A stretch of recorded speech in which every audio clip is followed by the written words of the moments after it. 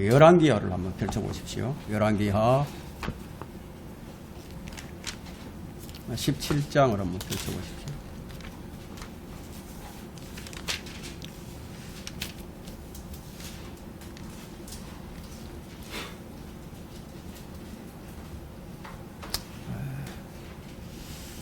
열왕기하 17장 24절부터 마지막 절까지인데 제가 받들어 읽겠습니다. 아시리아 왕이 바빌론과 쿠다와 아와와 하막과 스팔와임으로부터 사람들을 데려와서 이스라엘 자손을 대신하여 사마리아 성읍들에 두니 그들이 사마리아를 차지하고 그 성읍들에서 거하니라. 그들이 거기에 거하기 시작할 때에 주를 두려워하지 아니하였으므로 주께서 그들 가운데 사자들을 보내시니 사자들이 그들 중 몇을 죽인지라. 그러므로 그들이 아시리아 왕에게 고하여 말하기를 왕께서 옮기시어 사마리아 성읍들에 두신 민족들이 그 땅에 하나님의 법도를 알지 못하므로 하나님께서 그들 가운데 사자를 보내셨으니 보소서 사자들이 그들을 죽였나이다. 이는 그들이 그 땅에 하나님의 법도를 알지 못하였기 때문이니이다 하더라. 그러자 아시리아 왕이 명하여 말하기를 너희는 거기서 데려온 제사장들 중 하나를 그곳으로 데려가라.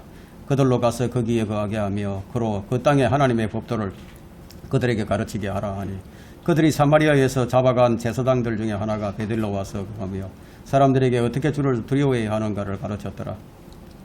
그러나 민족마다 자기 고유의 신들을 만들어 사마리아인들이 만든 산당들에 두었으니 각 민족이 그들이 사는 그들의 성읍들에서 그렇게 하였더라. 바빌론 사람들은 수콧 느봇을 만들었고 쿠 사람들은 레너가를 만들었고 하마 사람들은 아시마를 만들었으며 아위인들은 니파스와 타르닥을 만들었고 스팔와임인들은 그들의 자녀들을 불로 태워 스팔와임의 신들인 아드람멜렉과 아남멜렉에게 바쳤더라. 이게 남신과 여신이거든요. 자, 그리하여 그들이 주를 두려워하여 그들 중 가장 낮은 자들을 자신들을 위한 산당의 제사장들로 삼으니 그들이 그 산당에서 그들을 위하여 희생제를 드리더라. 그들이 주를 두려워하였으며 그들이 데리고 온 민족들의 법도에 따라 그들 고유의 신들도 숨겼더라. 그들이 이전의 법도대로 행하여 오늘에 이르렀으니 그들이 주를 두려워하지도 아니하며 주께서 이스라엘이라 이름하신 야곱의 자손에게 명하신 그들의 규례들과 율례들과 율법과 계명을 따라 행하지도 아니하였더라. 주께서는 전에 그들과 한 언약을 맺으시고 당부하여 말씀하시기를 너희는 다른 신들을 두려워하지 말고 그것들에게 절하지도 말며 그것들을 섬기지도 말고 그것들에게 희생제를 드리지도 말고 다만 큰 능력과 표심팔로 이집트 땅에서 너희를 인도하여 낸 주 그분만을 너희는 두려워하고 그분만을 경배하며 그분께만 희생제를 드릴지니라. 너희는 그가 너희를 위하여 기록한 규례들과 율례들과 율법과 계명을 영원무궁토록 지켜 행하고 다른 신들을 두려워하지 말라. 또 너희는 내가 너희와 맺은 그 언약을 잊지 말며 다른 신들을 두려워하지도 말라. 오직 너희는 주 너희 하나님을 두려워하라. 그리하면 그가 너희 모든 원수들의 손에서 너희를 구해내리라 하셨더라. 그러나 그들이 경청하지 아니하고 그들의 이전 법도대로 행하였더라. 그리하여 이 민족들이 주도 두려워하고 그들의 새긴 형상들도 섬겼으니 그들의 자손들과 그들의 자손의 자손들이 모두 그들의 조상이 행한 것과 같이 행하여 오늘에 이르니라. 오늘의 설교 제목은 배교에는 치료약이 없다. 네, 치료약이 없어요. 자, 이 말씀을 위해서 잠시 기도하겠습니다. 사랑하신 아버지 하나님, 오늘 저희들에게 경배를 드릴 수 있는 특권을 주셔서 오전에 이어서 오후에도 주님께 경배를 드리고 있습니다. 주님은 우리들을 이 땅에 남겨두신 목적은 우리로 하여금 하나님의 일들을 수행케 하기 위해서 이 땅에 남겨두셨습니다. 오전의 말씀을 통해서 우리는 우리 자신을 돌아보았고 우리가 하나님의 뜻을 얼마나 실행하고 있는지 또 우리는 얼마나 하나님 앞에 온전치 못한 삶을 살아왔는지 이런 것들을 살펴보는 계기가 되게 해주셨습니다. 이 오후 시간에도 우리는 하나님 말씀에 부복하고 있습니다.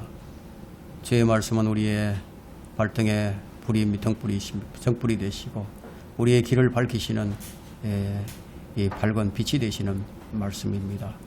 이 말씀을 통해서 조명을 주시고 저희들에게 앞으로 나아가야 할 길이 무엇인지 우리가 어떻게 살아야 하나님을 기쁘시게 하는 삶인지 이런 것들을 밝히 깨닫는 귀한 시간이 되어지도록 이 시간을 우리 각자가 선용할 수 있게 해주시고 저의 생각과 저희의 마음을 온전히 주님께로 집중할 수 있는 그런 시간이 되게 해주시기를 원합니다.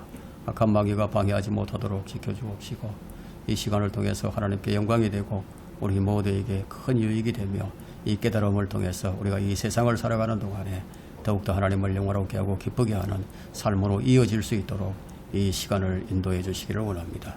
모든 것을 주님 손에 의탁하며 주 예수 그리스도 이름으로 기도했습니다. 아멘. 여러분, 배교란 무엇인가? 배교란 뭐죠? 배교. 배교라는 것은 이제 믿는 사람들이 믿음의 정도에서 이탈하는 거예요. 믿음의 정도에서 벗어나는 거예요. 근데 교회를 다니기는 하는데, 그러니까 올바른 믿음으로 섬기는 것이 아니라면 그 믿음의 정도를 이제 벗어난 것이죠. 이 성경에는 믿음을 부인하는 자들도 있고, 믿음에서 떠나는 자들도 있고, 또 믿음에서 파선하는 자들도 있고, 또 오늘 이 말씀처럼 믿음의 정도에서 벗어나는 사람들도 있습니다. 그리고 처음부터 믿음이 잘못된 자들도 있습니다. 성경은 이제 다양한 믿음에 대해서 이제 경고를 하고 있는데, 주님께서는 1930년부터 지금까지 이르는 이 교회 시대를 가리켜서 배교의 시대라고 말합니다. 즉 라오디케아 교회 시대로 이제 규정을 하셨습니다. 이 시대는 교회가 세상 문화를 들여와서 세상과 교회가 이제 하나가 되어 버렸어요. 그래서 주님께서는 도저히 이런 교회 안에 들어가실 수도 없고 또 그 교회 안에 계실 수도 없게 되어 버렸습니다. 동시에 이런 교회는 주님이 그 안에 계시면은 좀 불편해지거든요. 돈벌이도 잘 안 되죠. 또 교회 성장에 좀 지장이 있기 때문에, 그래서 이제 주님이 안 계시는 게 더 좋아요. 그래서 주님을 교회 밖으로 밀어내 버립니다. 그래서 요한계시록 3장 20절에 따르게 되면 지금은 주님이 교회 밖에 계시는 거예요. 문도 안 열어줍니다. 자, 이런 현상은 이제 전 세계적인 현상으로서 1930년경부터 시작이 됐습니다. 그들은 주님을 섬기고 주님을 기쁘시게 한다고 말을 하지만 정작 주님을 기쁘시게 하는 일은 하나도 하지 않는 거예요. 자기들 마음대로 하면서, 자기들 멋대로 하면서 하나님을 섬긴다고 말을 합니다. 그런 섬김에는 하나님의 권위를 인정하지 않게 되고요. 사람들 마음대로 행하게 되는 민권. 하나님의 권리는 없어져 버리고 인간의 권리만이 남아있는 것이 이 라오디케아 교회의 특징입니다. 우리나라의 역사를 한번 살펴본다면 일제강점기 때예요. 우리 한국교회는 예배 때 황국 신민서사를 암송하게 했습니다.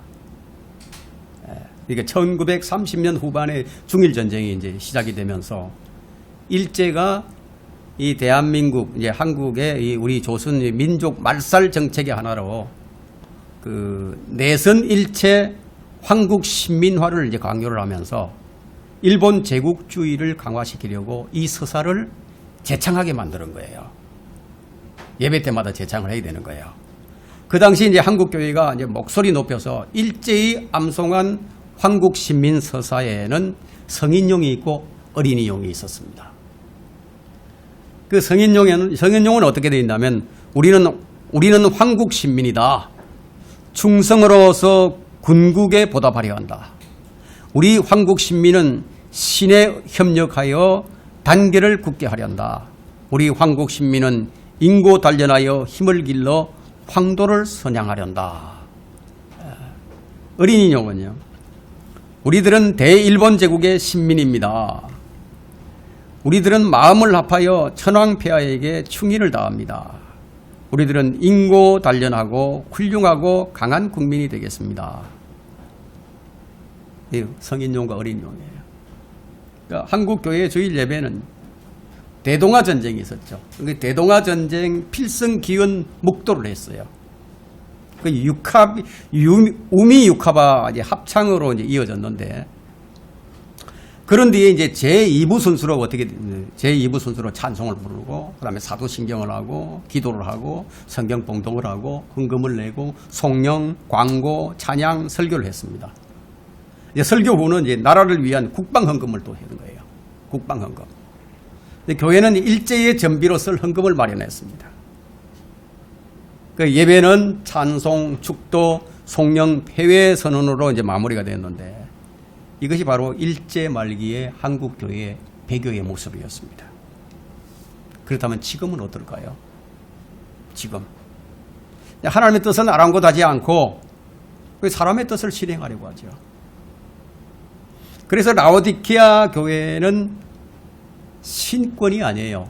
신권이 아니고 민권이에요. 민권. 이 기간이 얼마만큼 오래 갈지는 하나님만 아시지만, 그래 우리가 성경적으로 볼 때 그리 오래 갈 것 같지는 않습니다. 지금 세상 돌아가는 것을 보게 되면요, 그리 길지 않을 것 같습니다. 이 라오디케아 교회 시대 다음에는 뭐 더 이상 교회 시대가 없어요. 마지막 교회 시대예요. 앞서 있었던 그 6교회 중에 가장 부흥을 이루었던 시대가 필라델피아 교회 시대인데, 필라델피아 교회 시대는 종교개혁과 함께 약 400년간 이어지게 됩니다. 그렇게 평가된 데는 그럴 만한 이유가 있었는데, 교회마다 복음을 전했어요. 그 사람들이 변화가 되었습니다. 그래서 술집이 문을 닫게 되고요, 감옥이 비어요. 죄수들이 줄어들었어요. 그리고 사기꾼들이 없어지고요, 가짜 목사들이 없는 그런 시대였습니다. 그러나 지금은 배교의 시대예요. 데살로니가 후서 2장을 보게 되면 그리스도의 날이 가까워 왔다고 해서 마음이 쉽게 흔들리거나 두려워해서는 안 될 것이라고 말씀하고 있습니다. 그리고 이게 3절에는, 데살로니가서 2장 3절에는 아무도 어떤 모양으로든지 너희를 미혹하지 못하게 하라고 경고를 합니다. 이게 무슨 말씀이죠?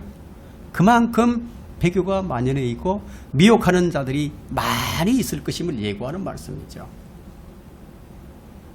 이는 배교하는 이르지 않고는 그날이 오지 않음이라. 그날이 무엇입니까? 대환란이죠. 대환란. 적 그리스도의 등장으로 있게 될 대환란이에요. 배교가 먼저 있고 그 다음에 적 그리스도의 출현이에요. 그럼 지금의 교회들을 보면은요, 이미 배교의 절정을 이룬 모습이 보여진다는 거예요. 그럼 우리가 배교를 보면 무엇을 알 수 있죠? 배교를 보게 되면, 예수님이 곧 오시는구나, 곧 오시겠다. 배교가 만연하게 되면은, 이제 우리가 들림 받을 날이 정말 얼마 남지 않았구나. 자, 그러면 그럴수록 무엇이 더 강력하게 활동을 할까요? 마귀죠. 마귀는 그럴수록 더 강력한 미혹을 씁니다. 여러분, 데살로니가후서 2장 9절을 한번 펼쳐보세요. 적그리스도가 어떻게 오는 것인가를 이제 보여주고 있거든요. 데살로니가후서 2장 9절부터 한번 봅니다. 그 악한 자가 오는 것은, 악한 자가 오는데, 적그리스도가 오는데, 사탄의 역사에 따라 모든 능력과 표적들과 거짓 이적들과 멸망하는 자들 안에 있는 모든 불의의 속임수로 오는 것이니, 이는 그들이 진리의 사랑을 받아들이지 아니하여 구원을 받지 못하였기 때문이라. 이로 인하여 하나님께서 그들에게 강력한 미혹을 보내시어 거짓말을 믿게 하심은 진리를 믿지 않고 불의를 좋아하는 모든 자로 심판을 받게 하리 하심이라고. 네, 이 말씀대로 방언을 한다고 하니까 또 병도 낫게 해주고 그러니까 그대로 속아 넘어가 버리는 거예요. 그래서 거짓을 진리로 믿게 되는 겁니다. 그래서 이 시대의 사람들의 특징은 진리의 말씀을 이제 견디지 못합니다. 진리의 말씀을 견디지 못하고 자신의 정욕을 따라 가려운 길을 즐겁게 해줄 선생들을 많이 찾는다는 거예요. 그런 사람을 찾아다닌다는 거예요. 이것이 우리가 목도하는 바 바로 배교의 실상입니다. 믿음의 정도에서 벗어난 자들이 있다면 그들을 다시 회복시켜 줘야 하는데, 근데 그 사람이 강력한 미혹에 걸려 있기 때문에 치유할 방법이 없어요. 한번 믿음에서 떨어져 나간 사람은요, 참 다시 회복시킨다는 것이 참 불가능합니다. 거의 불가능합니다. 왜냐하면 형식주의에 이제 빠져버리게 되고 거짓된 열정에 사로잡혀서 하나님의 마음을 모른 채로 하나님을 잘 아는 것처럼 거기에 마음을 두게 되고, 거기에 참된 가치를 두고 마치 바리새인과 서기관들처럼 하나님을 섬기게 된다는 거예요. 오늘 이 본문은 열왕기하 17장의 이제 본문은 이스라엘이 BC 721년경에 이제 아시리아의 사네립 왕에게 멸망을 당하죠. 그래서 사로잡혀 가게 됩니다.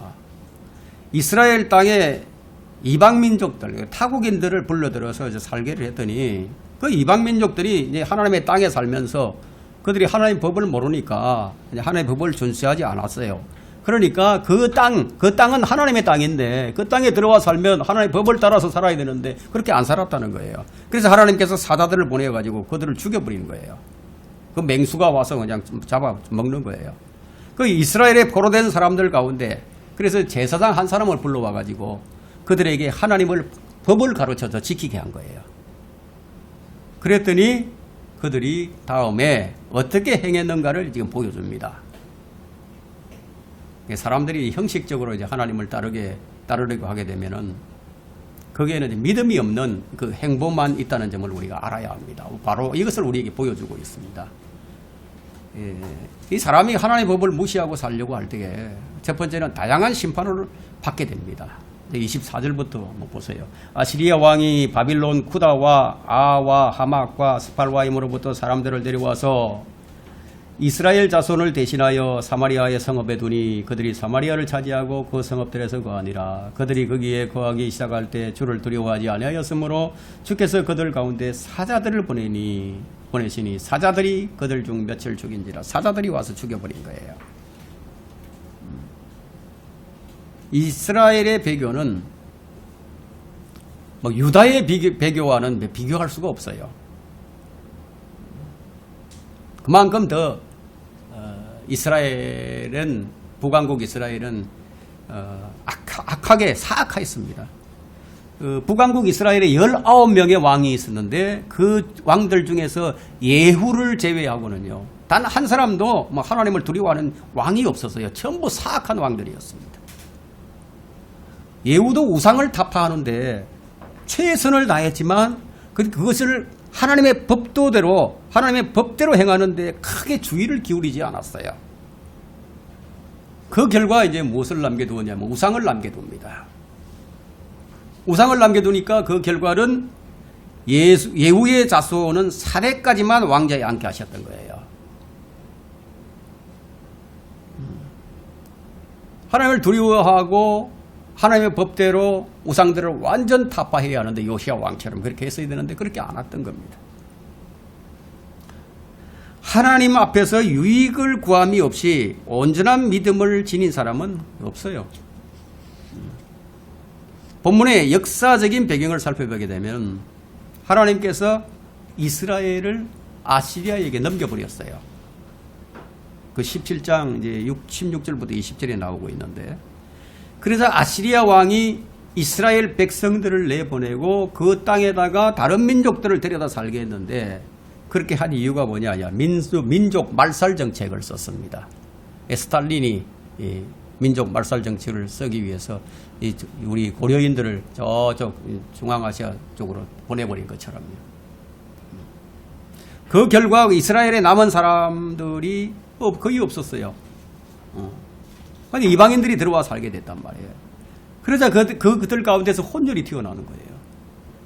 혼혈이 태어나니까 그들이 바로 사마리아인이 된 겁니다. 사마리아인들은 혼혈이잖아요. 혼혈인입니다. 그래서 사마리아인들도 자기들이 만든 성경이 있었어요. 자기들이 만든 사마리아 오경이 있었어요. 하나님께서는 그 땅에 이방인들이 살게 되자 하나님은 그 일을 기뻐하지 않으셨어요. 하나님의 땅이거든요. 그 길은요. 그건 내 땅이라고 말씀하죠. 예루살렘을. 그래서 하나님께서 맹수를 보내서 그들 중 얼마를 죽였는데 그들이 얼마나 두려워했겠습니까? 성경은 자기 신이 주 하나님이신 백성은 복이 있다고 했습니다. 그분의 법에 순종하면 모든 재앙으로부터 보호를 받는 거예요. 그 민족들이 각 나라가 하나님께 보호를 받지 못하고 재앙을 당하는 이유가 무엇인지를 우리가 이런 것을 보면 아는 겁니다. 그분 안에 계획을 세우게 되면 그 일이 완성될 때까지 아주 완벽하게 보호를 받습니다. 그래서 그리스도 안에서 계획을 세우는 사람은 현명한 사람이에요. 그의 건강과 생명까지도 보호하시는 겁니다. 뭐 이보다 더 안전한 보장책은 없겠죠. 사람이 하나님의 법을 무시하고 살려고 할 때 두 번째는 이 위험에서 벗어나려고 한다면 하나님의 법을 배워야겠습니다. 27절과 28절이죠. 그러자 아시리아 왕이 명하여 말하기를 너희는 거기서 데려온 제사장들 중 하나를 그곳으로 데려가라. 그들로 가서 거기에 거하게 하며 그로 그 땅에 하나님의 법도를 그들에게 가르치게 하라 하니 그들이 사마리아에서 잡아간 제사장들 중 하나가 베들로 와서 거하며 사람들에게 어떻게 주를 두려워해야 하는지를 가르쳤더라. 이걸 보게 될 때 하나님의 법을 위반해서 당하는 벌이 있잖아요. 하나님의 법을 위반해서 당하는 벌. 그 벌은 하나님과의 문제를 해결함이 없이는 그 인간적인 방법으로는 해결이 안 된다는 거예요. 반드시 하나님과의 사이에서 그 문제를 해결해야 하는데 그렇다면 하나님께서 그 일을 용서해 주시지 않는다면 그게 해결책이 전혀 없는 거예요. 하나님께서 죄인에게 자비와 은혜를 베풀지 않으시면은 그 인간이 어떻게 되겠습니까? 망하게 되는 거죠. 멸망한다는 거예요. 영원히 멸망한다는 거예요. 하나님께서 어떤 대책을 세워주셨습니까? 하나님께서 세상을 이처럼 사랑하셔서 그의 독생자를 주셨으니 누구든지 그를 믿으면 멸망치 않고 영생을 얻게 하려 합니다. 다른 방법이 없다는 거예요. 이 방법밖에. 그래서 주님께서 내놓으신 해결 방안은 그 어리석은 짓에서 회개하고 하나님께로 돌아오라는 것이에요. 이 시대의 인간의 실수는 무엇입니까? 회개만 하면 용서받지 못할 죄가 없는데 그것이 갈보리 십자가인데 그 십자가의 보혈은 완전한 용서와 영원한 자비의 능력이 있는 것이라는 거예요. 우리가 그래서 십자가를 붙들어야 하는 겁니다. 구약시대에도 자비를 베푸셨는데요. 하물며 십자가 이후에는 더더욱 그렇죠. 맹수로부터 그 주민들을 보호하는 그 문제를 해결하기 위해서 아시리아 왕이 참 이상한 정책을 씁니다. 그 내놓는 방식이 그 방법이 아주 독특한 것이었는데 그 맹수가 나타났으면 우리가 일반적으로 생각할 때 군대를 동원해 가지고 그 맹수를 죽이라고 하지 않고 왜 이상한 방법을 썼을까요? 담을 높이 쌓고 대문을 아주 견고하게 이렇게 하라고 하지도 않았어요. 그럼 맹수를 잡기 위해서 덫을 크게 놓으라고 그렇게 하지도 않았어요. 왜 그렇게 하셨을까요? 하나님께서 개입을 하신 거죠. 하나님께서 아시리아 왕에게 역사하셔서 잡혀갔던 제사장들 중에 한 사람을 데려와서 그들에게 하나님의 법을 가르치게 했던 거예요. 여러분 시편 119편 11절 한번 보세요.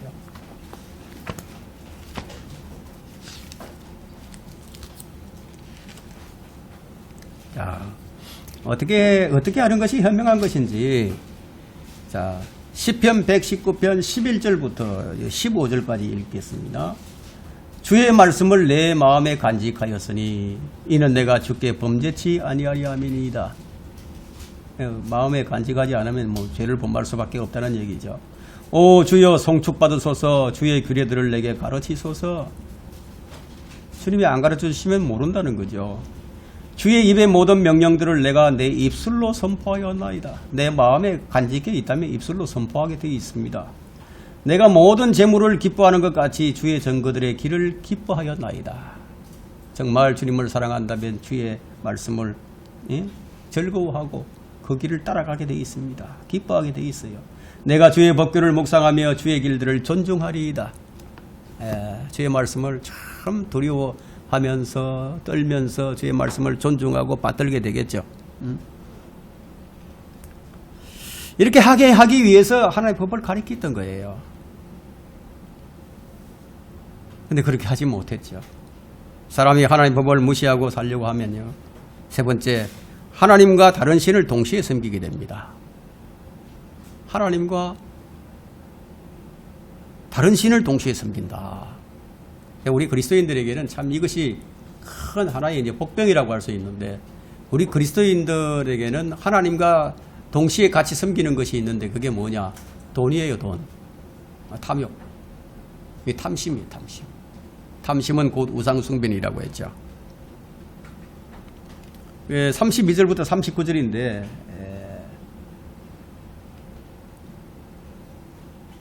그리하여 그들이 주를 두려워하여 그들 중 가장 낮은 자들을 자신들을 위한 산당의 제사장들로 삼으니 그들이 그 산당에서 그들을 위하여 희생제를 드리더라. 그들이 주를 두려워하였으며 그들이 데리고 온 민족들의 법도에 따라 그들을 고유의 신들도 섬겼더라. 그들이 이전의 법도대로 행하여 오늘에 이르렀으니 그들이 주를 두려워하지도 아니하며 주께서 이스라엘이라 이름하신 야곱의 자손에게 명하신 그들의 규례들과 율례들과 율법과 계명을 따라 행하지도 아니하였더라. 39절까지 쭉 나오죠. 그들은 주님을 두려워하기 위해서 제사장까지 데리고 왔는데, 그런데 하나님의 법을 최상으로 여기지 않았어요. 하나님의 법을 지키는 채 하면서 그들 고유의 신들을 동시에 섬겼어요. 그러니까 하나님을 신뢰하고 경배하는 사람에게 있어서는 뭐 다른 신이란 있을 수가 없는 일이죠. 다른 신을 좀 의식을 한다. 다른 신을 내가 의식한다. 이러면은 하나님을 온전히 섬길 수가 없어요. 우상을 마음에 간직한 사람에게는 참 하나님도 그 사람에게는요, 하나의 신에 불과한 거예요. 인간을 신뢰하는 사람은 하나님을 온전히 신뢰할 수가 없습니다. 성경적 믿음이 아닌 것을 행하는 사람에게는요, 사실상 그 진리와는 무관한 사람이에요. 이런 사람들이 모여서 진리를 논하고 복음을 논하는 것은 뭐가 같으냐면 마치 전동차를 손으로 밀고 가는 것과 똑같습니다. 그래서 그들은 건전한 교리를 견디지 못해서 자기들의 가려운 길을 즐겁게 해줄 선생들을 이제 많이 두어야 하는 거예요. 오늘날 이 종교 통합 운동이 만연하고 있는데, 이 종교 통합 운동은 진리를 모르는 자들이 모여서 진리 없는 종교를 만들어 세상에 심고 또 세상에서 인정받아서 세상 종교를 만들자고 하는 거예요. 그것이 종교 통합입니다. 하나님은 분리주의자이신데 그들은 통합주의자들입니다. 한국의 모든 교단과 교파들은 이미 다 배교해버렸어요. 요한계시록 17장과 18장에 나타나고 있는 음녀와 창녀, 그들이 누구예요? 로마 가톨릭이에요. 로마 가톨릭과 손을 맞잡았기 때문인데, 처음부터 하나님과 무관한 자들이 하나님의 이름을 끌어들여서 이 세상 속에 위대한 종교를 만들고자 하는 것이 바로 에큐메니칼 운동입니다. 이 땅에 지난 140년 동안 이 기독교가 들어온 이후 140년이 되었죠. 근데 하나님을 두려워하는 자들이 있어서 복음을 제대로 전파를 하고 또 진리를 올바로 가르쳤더라면 지금쯤 어떻겠습니까? 그 수확을 다소 거둘 수는 있었을 것입니다. 그러나 지금 이 밭에 나가보면요, 이 세상 밭에 나가보면은 독보리들이 있고 이단 교리들이 있고 뭐 생전에 듣도 보도 못한 뭐 이상한 교리들이 이제 나와서 소위 이제 교회라는 그런 이름을 가지고 나타나는 거예요. 누가 뿌린 씨앗들입니까? 바로 에큐메니칼 운동가들이 뿌린 씨앗들입니다. 그들은 사실상 하늘의 미라를 심은 적도 없고 한 알의 썩은 밀알이 되려고 한 적도 없었다는 거예요.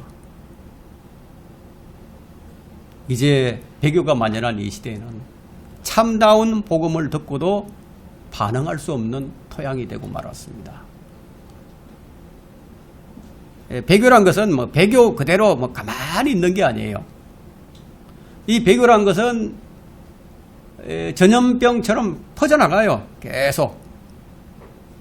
그래서 이 사마리아의 배교는 유다에 영향을 미쳤어요. 그래서 결국은 이 배교한 유다도 BC 606년에 바벨론으로 잡혀가서 아주 큰 비극을 낳게 됐죠. 하나님께서는 다른 신들을 두려워하지 말라고 오늘 37절에 말하고 있죠. 다른 신을 두려워하지 말라. 오직 너희는 주 너희 하나님을 두려워하라. 그리하면 그가 너희의 모든 원수들의 손에서 구해내리라. 39절에 말씀하고 있죠. 그러나 그들은 주를 두려워한다고 하면서 다른 신을 섬긴 거예요.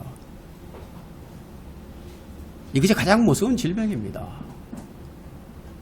영적으로 그렇다는 거예요. 근데 한번 딱 걸리면은 좀처럼 회복이 어려운 질병이에요. 이 질병에 많은 사람들이 걸려 있습니다.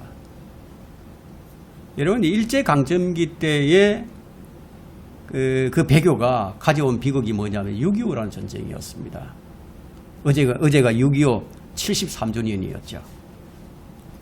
그 이후에 한국교회가 각성을 하고 회개하는 듯 하더니만 60년대, 70년대 들어서면서부터 이 한국에 이 은사주의가 나타나게 돼요. 은사주의. 그리고 기복신앙이 맞물려가지고 그만 한국교회가 정신줄을 놓아버렸습니다. 여러분, 전 세계에서요, 가장 열성이 있는 민족은요, 아마 유대인하고 우리 한국 사람들일 겁니다. 우리 한국을 빼놓고는 얘기할 수가 없을 거예요. 우리 기독신앙에서도 그만큼 이 열성은 지금 타의 추종을 불허합니다. 열성의 측면에서 한번 생각을 해봅시다. 그러면 바리새인들과 서기관들, 이들을 제쳐둘 수가 없어요. 바리새인들과 서기관들의 열성은 그야말로 타의 추종을 불허하는데, 그들은 한 사람의 개종자를 찾기 위해서요, 바다를 건너고 육지를 두루다니면서 찾아다니다가 한 사람을 찾게 되면 그 찾은 사람을 자신보다 2배나 더 악한 지옥의 자식으로 만들어버린다. 그리고 이걸 볼 때 우리가 잘못된 열성이 얼마나 무서운 것인가를 알 수 있는 거예요. 이것이 한국교회에 만연해 있다면 참 심각한 것입니다. 저는 개인적으로 그렇게 생각을 합니다. 지금 이것이 한국교회에 만연해 있다고 생각합니다. 우리는 우리가 알고 있는 지식과 또 우리가 알고 있는 기준이 있어요. 그런데 그것을 가지고 누구에게나 우리가 얘기할 수 있어요. 얘기할 수 있어요.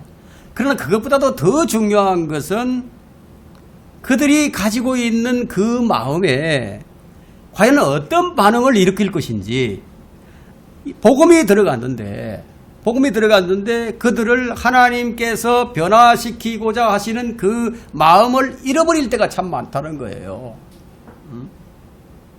하나의 마음을 가지고 그렇게 해야 하는데 그게 아니라는 것이에요. 목회자들이나 선교사들, 또 복음 전도자들 다 열정이 있는 사람들이죠. 바리새인들과 서기관들도 이런 측면에 있어서는 참 열정이 있는 사람들이었다는 거예요. 여기 설교하고 있는 저 역시 이제 열정을 가지고 설교를 합니다.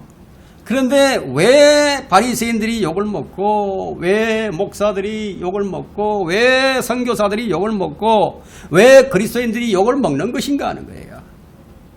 그렇게 열정이 있는데도 그것은 열정의 문제가 아니라는 겁니다.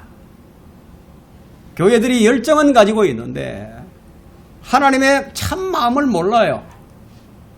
하나님의 참 마음을 모르고 복음을 잃어버린 교회들이 하는 일이 무엇이겠어요? 하나님의 마음을 슬프게 하는 일뿐이죠. 그뿐만 아니라 사람의 마음까지도 아프게 만듭니다. 예를 들어서 지금 설명하고 있는데 우리들이 세워놓은 교리들이 있어요. 성경이 명시하지 않는 것들을 교리로 삼은 것들이 있다는 거예요. 그런 것들로 서로 논쟁을 하면서 자기 기준에 맞지 않는다고 그를 정죄하고 비방하는 것을 보고 과연 하나님께서 어떻게 생각하실까요? 하나님 마음이 어떨까요? 이런 것들이 서로의 섬김을 방해하고 막아버린다면은 과연 그가 하나님을 안다고 할 수 있을까요? 우리들이 하나님을 믿는다고 말을 하면서 우리들이 세워놓은 규칙에 대한 부분들, 이것이 복음의 자리를 대신하게 될 때에 하나님을 슬프게 합니다. 여러분, 복음은 규칙이 아니에요. 복음은 하나님의 사랑입니다. 하나님의 마음의 표현이에요. 하나님의 마음이 있는 곳에 우리 마음이 있어야 하는데, 우리 신앙은 하나님의 마음과는 별개로 우리의 기준과 우리의 사고방식, 여기에 우리의 마음이 있을 때가 참 많다는 것이에요. 우리 주님께서는 이 바리새인들, 이 서기관들, 이들이 열심히 신앙 규칙을 지키면서 살아가는 그들을 향해서 뭐라고 말씀하셨을까요? 화 있으리라. 너희에게 화 있으리라. 너희들이 한 사람의 회심자를 얻기 위해서 바다와 육지를 두루다니면서 그들을 데려다가 너희들보다 2배나 더 악한 지옥의 자식으로 만드는구나. 참 무서운 말씀을 하셨습니다. 만일 우리들이 하고 있는 신앙생활로 인하여 누군가가 지옥의 자식이 되고 있다는 것이 얼마나 무서운 일인가 하는 거예요.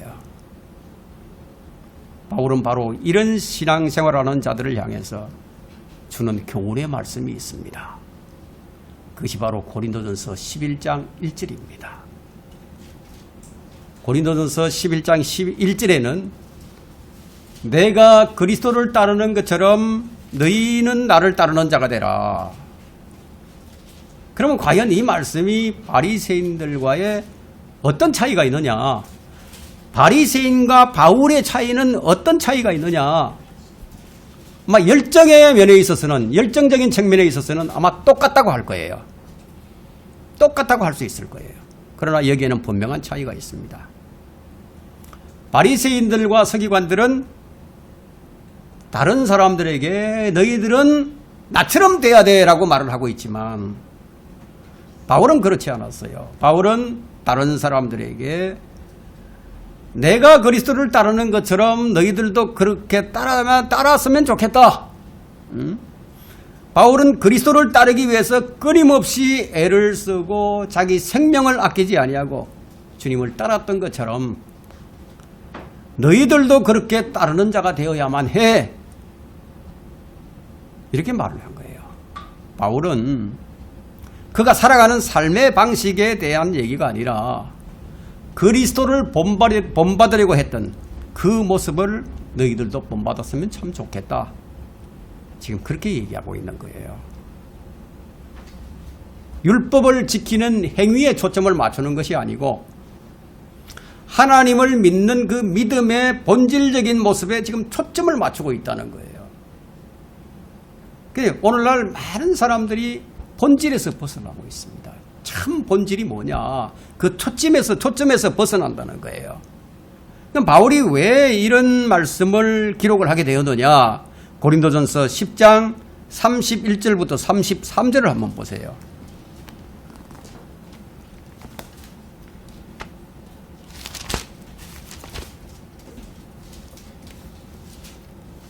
(31절에서) 그러므로 너희가 먹든지 마시든지 무엇을 하든지 다 하나님의 영광을 위하여 하라. 유대인들에게나 이방인들에게나 하나님의 교회에게나 아무도 거치는 자가 되지 말라. 참 먹든지 마시든지 무엇을 다 하나님의 영광을 위하여서 하라고 하면서 그 다음에 조건을 붙이잖아요. 유대인들에게나 이방인들에게나 하나님의 교회에게나 아무도 거치는 자가 되지 말라고. 참 어렵죠? 참 어렵단 말이에요. 33절에 뭐라고 얘기합니까? 나도 모든 일에 있어서 모든 사람을 기쁘게 한 것 같이 나 자신의 유익을 구하지 아니하고 많은 사람의 유익을 구하노니 이는 그들로 구원을 받게 하려는 것이라. 예. 이 구절에서 여러분들은 어떤 느낌을 느끼고 있습니까? 사도 바울이 지금 무엇을 하고자 하는 것인가요? 그가 하고자 하는 것은 나는 다 포기할 수 있다. 나는 다 양보도 할 수 있다. 나는 너희들이 하나님을 믿고 구원받는 자가 된다고 한다면은 나는 다 양보하고 다 포기하고 다 섬길 수가 있다. 네, 그것을 얘기하는 거예요. 이 바리새인들과 서기관들의 문제가 무엇인지 아십니까? 그들은 하나님을 믿으면서 그들이 만들어 놓은 규칙이 있단 말이에요. 자기들이 만든 규칙이 있고 자기들이 세운 전통이 있단 말이에요. 그것을 절대로 포기하거나 바꿀 의향이 전혀 없는 거예요. 그들은 신념이에요. 신념. 나는 절대로 이것을 놓지 않을 거야. 자기들이 만들어 놓은 규칙과 전통으로 하나님의 말씀을 폐기하는 일을 자행하고 있었던 거예요. 그들이 만들어 놓은 교리가요. 참 얼마나 무서운 우상이 되어버린 것인가. 그 예수님께서 왜 그들에게 화 있으리라 그것도 한 번도 아니고 똑같은 말씀을 7번이나 반복해서 말씀을 하셨을까요? 이것은 예수님에게 있어서는요 너무나도 중요한 것이었기 때문입니다. 그들이 하나님의 말씀의 정도에서 벗어난 자들이었기 때문이에요. 오늘 믿음의 생활을 하고 있는 우리들이 하나님의 마음이 무엇인지 이것을 아는 것이 그렇게나 중요했던 거예요. 그들에게는 잘못된 열성이 있었던 겁니다.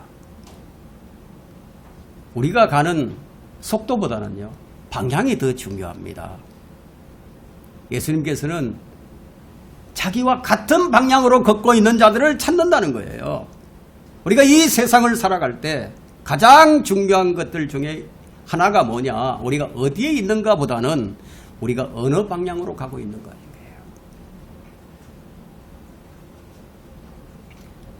우리는 환경에 따라서 각자가 위치가 다를 수 있어요. 그러나 방향이 같아야 된다는 방향이. 우리 주님께서 찾고 있는 사람은 누구입니까? 오늘 오전에 한 사람 돌아온 문둥병자, 그런 사람을 찾는 거예요. 예수님께서 배교자를 찾지는 않으실 거예요. 믿음의 정도에서 벗어나서 주님과 다른 방향을 가고 있는 자들을 찾지는 않을 거라는 거예요. 지금 우리가 신앙생활을 하고 있는데 과연 우리가 주님과 함께 그 길을 걷고 있는 것인가? 그것이 중요합니다. 그래서 사도 바울에게 있어서 회심은 무엇이었느냐 하면은 복음을 통해서 구원받는 것이었어요. 그 복음의 빛이 마음에 들어오니까 그 복음에 의해서 무엇이 유익한가를 하나님께 묻게 되고, 또 하나님 앞에서 무엇이 유익한지를 묻게 되니까 자기를 포기하고 자기를 내려놓고 하나님의 마음을 구하게 된다는 거예요. 과연 이것이 우리에게 있는 것인가 하는 겁니다. 그래서 바울은 유명한 말을 하게 됩니다. 고린도전서 10장 23절과 24절의 말씀인데, 모든 것이 내게 합법적이나 모든 것이 유익한 것이 아니요 모든 것이 내게 합법적이나 다 세워주는 것은 아니니라. 누구나 자기 자신의 유익을 구하지 말고 각자 다른 사람의 유익을 구하라. 이것이 바로 복음의 자세예요. 이게 바로 섬김의 자세예요. 이게 하나님을 믿는 사람의 모습입니다. 우리가 한 가지 주목해야 할 부분은 바리새인들과 서기관들이 늘 거룩을 이야기하던 사람이었다는 점이에요. 거룩을 추구하는 것과 거룩해지는 것은 다른 것이거든요. 이들은 거룩을 이야기하는데, 근데 이들은 거룩을 가지고 지옥의 사람들로 만들어버립니다. 사람들 앞에서 거룩하게 보이게 되면 위선이 되고, 사람들을 배려하지 않고 자신의 거룩을 자랑하게 되면 독선이 됩니다. 바리새인들과 서기관들이 가지고 있었던 것은 바로 위선과 독선이었어요. 여러분, 우리가 이 성경을 읽는 것과 이 성경대로 사는 것, 여러분 둘 중에 뭐가 더 중요할까요? 바리새인들과 서기관들, 늘 거룩을 얘기하고 경건을 이야기하는 사람들이었는데, 왜냐하면 하나님께서 말씀하시기를 내가 거룩하니 너희도 거룩하라는 이 말씀대로 거룩을 추구하던 사람들이었는데, 근데 예수님께서 그들에게 위선자라고 얘기한단 말이에요. 너희들 독선자들이라고 혹평을 하시면서 너희에게 화 있으리라. 이런 걸 볼 때 거룩이라는 것은 옳고 그름을 나누는 정의의 문제가 아니고, 거룩은 옳지 못한 것을 판단하고 정죄하는 것이 아니라는 거예요. 그건 율법이 하는 일이죠. 거룩은 거룩하지 못한 사람들에게 분명히 드러나지만 죄와 더러움을 하나님의 방식으로 다뤄가는 거예요. 거룩함이 나타나려고 하면은 하나님의 방식으로 자신을 다루어 갈 때 그때 거룩함이 나타나는 거예요. 그럼 거룩함의 목적은 어떻게 거룩하신 하나님의 자녀로서 거룩함을 이루어 하나님의 방식으로 살아가게 만드는가? 그것이에요. 여러분 이사야를 한번 보세요. 이사야. 그는 하나님의 면전 앞에서 떨며 그냥 두려워서 떨었어요. 부정한 입술을 가진 자신이 하나님 앞에 면전에 섰을 때 두려워 떨었단 말이에요. 그때 하나님께서 이사야를 거룩하게 만드셨고 그를 도구로 사용하셨어요. 이것이 하나님께서 사람을 다루시는 방법입니다. 거룩하신 하나님과 죄인인 사람이 만나게 되면 어떤 현상이 나타나게 되느냐 하면 우리가 누가복음 5장에서 베드로를 통해서 발견할 수가 있는데, 베드로가 나를 떠나가소서 나는 죄인으로소이다. 그때 주님께서 뭐라고 그에게 말씀하셨습니까? 내가 이제 너를 이제부터 사람을 낚는 어부가 되게 할 것이라고. 바리새인들과 서기관들은 사람들의 죄를 들춰내면서 사람들로 죄책감에 사로잡혀서 살아가게 만들었다면, 하나님께서는 거룩하지 못한 우리를 하나님의 자녀로 만드시고 쓰시기 위해서 살리는 일을 하셨다는 거예요. 우리가 거룩하지 못할 때, 근데 하나님의 마음이 얼마나 아프실까요? 그래서 에베소서 5장 30절을 보게 되면 하나님의 거룩한 영을 슬프게 하지 말라.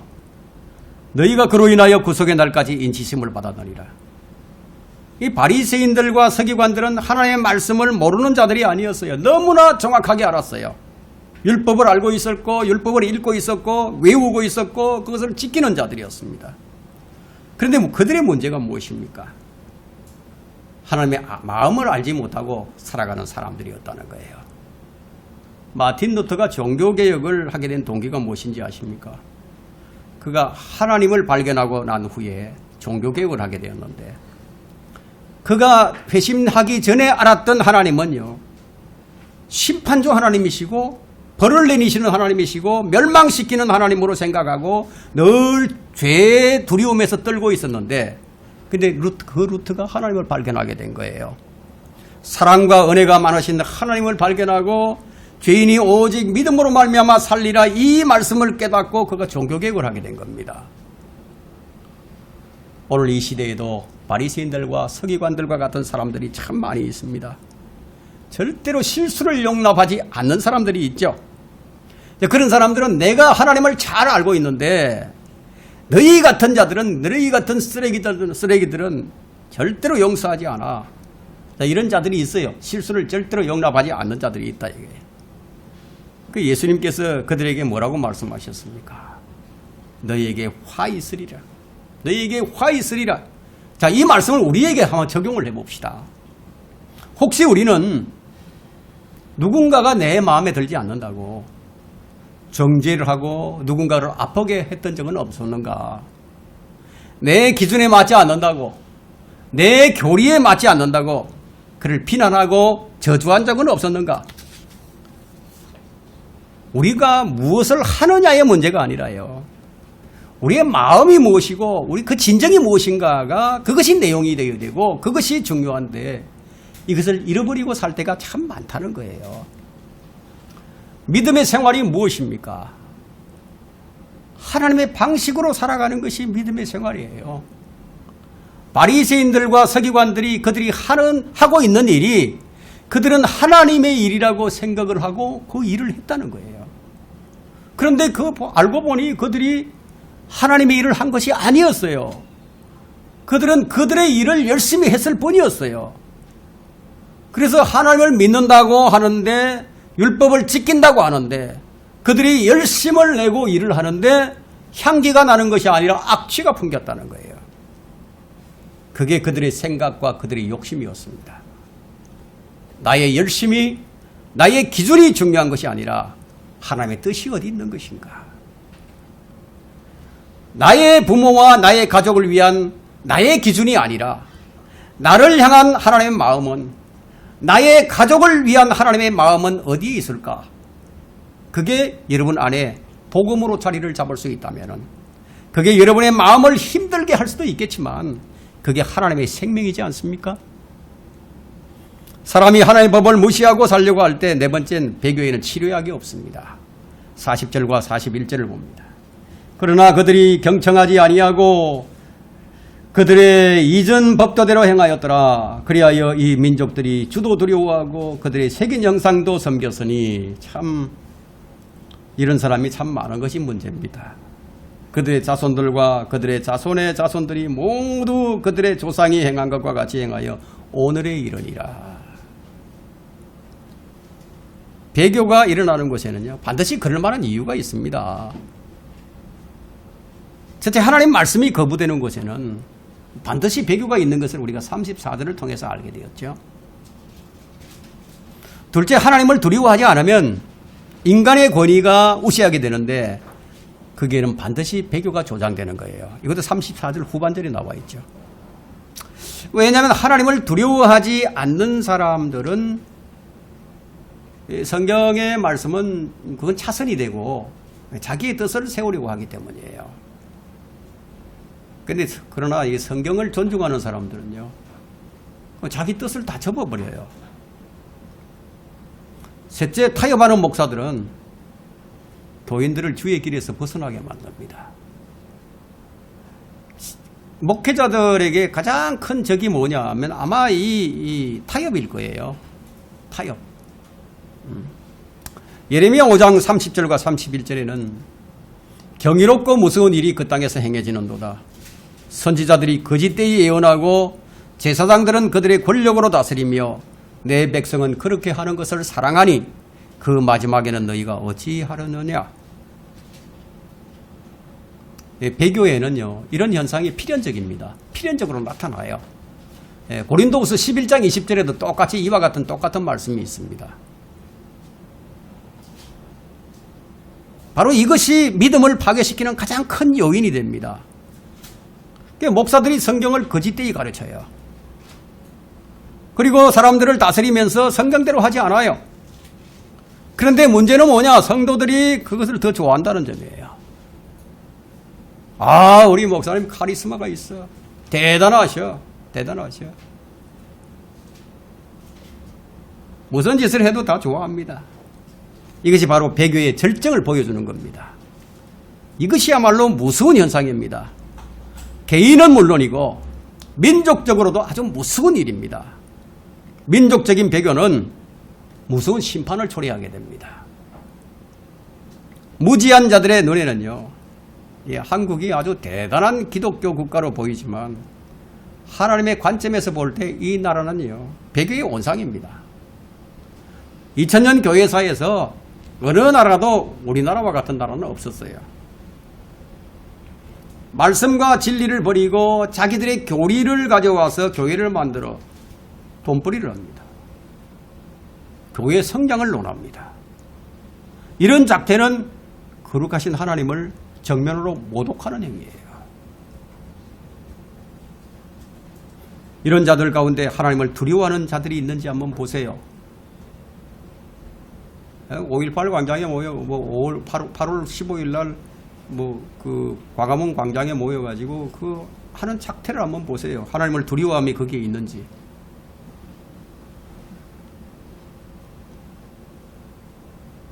그들은 자신들의 행위를 배교인지를 자각하지 못해요. 오히려 그런 자들을 더 부러워합니다. 그래서 배교에는 치료약이 없는 거예요.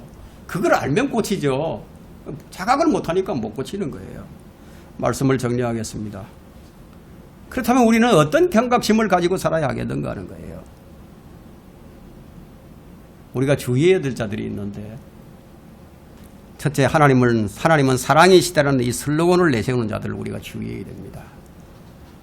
이들은 하나님의 엄격하심을 피해서 자신들의 오류를 사랑이라는 말로서 덮으려고 하는 자들이기 때문에, 그래서 조심해야 된다는 거예요.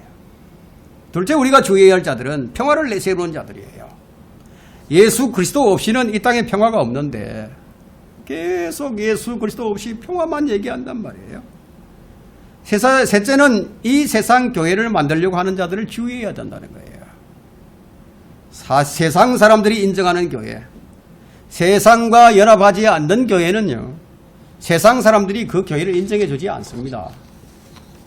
세상이 인정하는 교회는요, 하나님께서 인정해 주지 않는 교회예요. 하나님과 무관한 교회입니다. 넷째, 진리의 지식에다 불필요한 교리들을 접목시키는 자들입니다. 이들에게는 옳은 것도 그런 것도 선도 악도 없어요. 자기들의 교리에 안 맞으면 다 아웃이에요. 그래서 이들에게는 진리도 비진리도 없습니다. 하나님의 말씀은 절대 진리인데 상대적인 것들을 만들어서 인간이 추론하고 인간이 판단한 그것은 대단히 잘못된 일이죠. 바로 이런 것들을 가리켜서 뭐라고 부르느냐? 교조주의자들이라고 얘기합니다. 교조주의자들. 중세 가톨릭이 참 자기들이 만든 교리가 참 많았어요. 근데 그 교리를 가지고 수많은 그리스도인들을 죽였어요. 지금 오늘날은 실제적으로 죽이진 않지만 영적으로 죽여버립니다. 이들이 극단적인 자들이에요. 오늘날에도 진리를 앞세우면서 자기들과 같지 않으면 정오하고 미워하는 자들이 있어요. 그들이 누구인지는 제가 말하지 않더라도 여러분들이 이미 다 잘 알고 있습니다. 마지막으로 종교 통합, 교회 통합을 외치는 자들을 우리가 주의해야 됩니다. 지금 이 대한민국에는